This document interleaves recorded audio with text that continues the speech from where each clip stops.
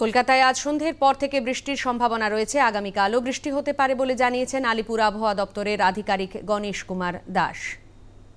Weather clouding শুরু হতে evening হবে, আর সেটা ইভিনিং টু নাইট।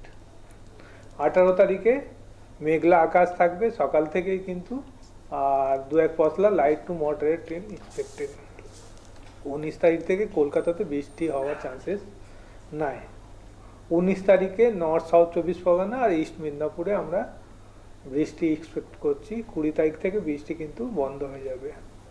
যেহেতু এই বৃষ্টিটা আনসিজনাল, ইম্প্যাক্ট হবে, খুব বড় বৃষ্টি নয়, কিন্তু বিশেষ করে যদি বলি ভেজিটেবলস, তার উপরে একটা অ্যাডভার্স ইম্প্যাক্ট চান্সেস রয়েছে।